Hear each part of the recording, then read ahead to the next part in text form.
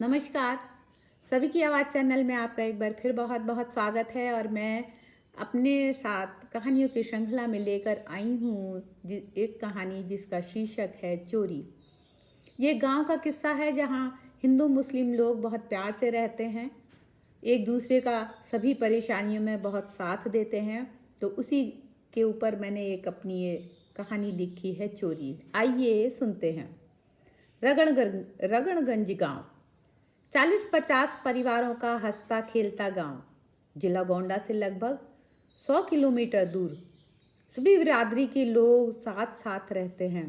बहुत संपन्न तो नहीं, हाँ, जीवन यापन ठीक ठाक चल जाता है। मुख्यतः सभी का जीविका का साधन खेती ही है। यहाँ खेत में गेहूँ, चावल, जौ, बाजरा, मक्का व सभी प्रकार की सब्जियाँ पैदा करते हैं। फिलहाल मिलजुल कर खुशी से रहने वाला गांव है। मुस्लिम परिवारों में शादी हो तो हिंदू परिवारों को पैसा देकर दावत का इंतज़ाम खुद करने को कह देते हैं, और यही तब होता है जब हिंदू परिवार में शादी हो तो मुस्लिम परिवारों में पैसा देकर दावत का इंतज़ाम खुद करने को कह देते हैं। परंपराएं निभती रहती हैं प्रेम भाव के साथ, एक दूसरे के सुख दुख में हिस्सेदार बनते हैं। कोई भी परेशानी आने पर पूरा गांव कंधे से कंधा मिलाकर खड़ा हो जाता है। दिन का समय था। 3-4 आदमी ट्रॉली में ईंट रखकर घर घर जाकर बेच रहे थे। उनका कहना था, हमने अभी ईंटों का भट्टा लगाया है, हम 6,000 में 20,000 ईंट दे रहे हैं। ये कीमत बहुत कम थी। लोग लालच कर रहे थे, पर इतना संपन्न गांव भी नहीं था कि यूं ही बैठे बिठाए ईंट ले ली जाए। वे तो अपनी रोज़मर्रा की चीज़ों के लिए ही संघर्ष करते रहते थे। हाँ, अलबत्ता 2 घरों को लोन मिला था, जो कम कीमत की ईंट लेने के लालच के वशीभूत होकर बार बार खरीदने की सोच रहे थे। एक परिवार सघन चाचा का था, जिनके 4 बेटे, 3 की शादी हो गई थी। दूसरा परिवार मुस्लिम अहमद चाचा का था, जिनके 5 बेटे थे। सबसे छोटे बेटे की शादी को अभी 1 ही महीना हुआ था और अभी बहू अपने मैके गई हुई थी। इन दोनों परिवारों के घर लोन का पैसा रखा हुआ था, इसीलिए इन दोनों घरों ने ये सस्ती ईंटें ले ली। रात में सघन चाचा फूस के छप्पर, जो मुख्यतया द्वार पर डाले जाते हैं, उसी के नीचे रजाई ओढ़े सो रहे थे। बाकी परिवार अंदर कमरों में सो रहा था। रात के 3 बजे 2 आदमी पीछे से 4 दीवारी के ऊपर से कूदकर अंदर आ गए। तभी सघन चाचा की आंख खुल गई। वो पीछे से लठ लेकर आ गए। उन्होंने एक को वहां से पकड़कर उसकी गर्दन दबा ली। तभी दूसरा आया और सघन चाचा की आंख में टॉर्च की रोशनी डाली, जिससे ये छोड़ दें, पर उन्होंने नहीं छोड़ा। तो उसने चाचा के पैर में गोली मारी।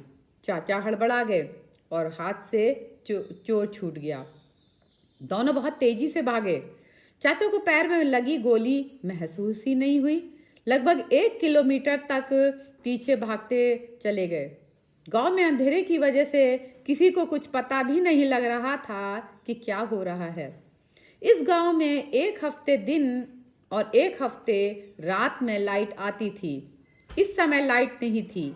चाचा बड़े गुस्से में थे, कह रहे थे, मैं छोड़ता नहीं। उन्होंने मेरी आंख में लाइट मारी, मैंने फिर भी नहीं छोड़ा, तो छर्रा पैर में मार कर भाग गए। 62 साल के 6 फीट लंबे चाचा को यह पता ही नहीं चल रहा था कि उनके पैर में गोली लगी है। वे गोली को साधारण छर्रा ही समझ रहे थे। तब तक बच्चे भी आ गए। टॉर्च से मैं पता लगा कि गोली लगने से बहुत खून बह रहा है। गोली की आवाज़ सुनकर अब तक सारा गांव भी इकट्ठा हो गया था। पुलिस बुलाने के लिए 100 नंबर मिला दिया गया। चाचा के खून बहुत बह रहा था, तो पट्टी बांध दी गई। लोग घरों को लौटने लगे। घर पहुंचकर अहमद चाचा ने घर में कदम ही रखा था कि उनका मुंह खुला रह गया।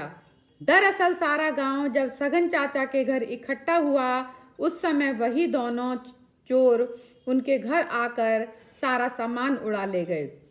घर में नई बहू आई थी तो थोड़ा बहुत कीमती सामान भी था, वो सभी अपने साथ ले गए। मोबाइल, अटैची, घड़ी, साइकिल, जैकेट, बर्तन। अहमद चाचा की पत्नी यह सब देखकर बर्दाश्त नहीं कर पाई और बेहोश हो गई। पुलिस वाले लगभग 4 बजे तक आए। क्योंकि गांव में कोई अच्छा अस्पताल नहीं था, इसलिए सरकारी जीप में ही सघन चाचा को गोंडा अस्पताल ले जाने का प्रावधान किया गया। सघन चाचा के दोनों बेटे भी गोंडा इलाज के लिए अपने पिता के साथ चले। सुबह लगभग 5 बज गए थे, क्योंकि पुलिस की तहकीकात व सारी प्रक्रिया में सुबह के 5 बज गए थे। जैसे ही थोड़ी दूर पहुंचे होंगे कि रास्ते में एक विशालकाय सांड ने जीप में टक्कर मार दी। जीप बुरी तरह हिली और फिर पलट गई, जिससे उसमें बैठे सभी लोगों को बहुत बुरी तरह चोट आई। सभी को अस्पताल में भर्ती करवाना पड़ा। चाचा तो पहले से ही जख्मी थे। सुबह सघन चाचा के पड़ोस में मोहन की 5 साल की बेटी ने अपने पापा से पूछा, पापा ये चोरी क्यों होती है? मोहन ने बताया, बेटा जब कुछ लोग बहुत अमीर और कुछ लोग बहुत गरीब होते हैं, जिनके पास खाने को ना तो रोटी होती है ना रहने को घर, ऐसे में सामाजिक असमानता के बढ़ते अपराध बढ़ते हैं। तब कुछ लोग अपराध में पड़ जाते हैं, वह लोगों के विश्वास को छल कर फायदा उठाते हैं। पर बेटा सभी अपराध नहीं करते। अच्छे लोग भी होते हैं जो जीवन जीने के लिए रोज ही संघर्ष करते हैं व नेक राह चल कर ही जीवन व्यतीत करते हैं। पापा चोरी करना अपराध है ना, गलत बात है ना? हाँ बेटा, जीवन में हमेशा सीधी सच्ची राह ही पकड़ना, कभी गलत राह नहीं पकड़ना, और हाँ हमेशा आपराधिक लोगों से सावधान रहना। धन्यवाद।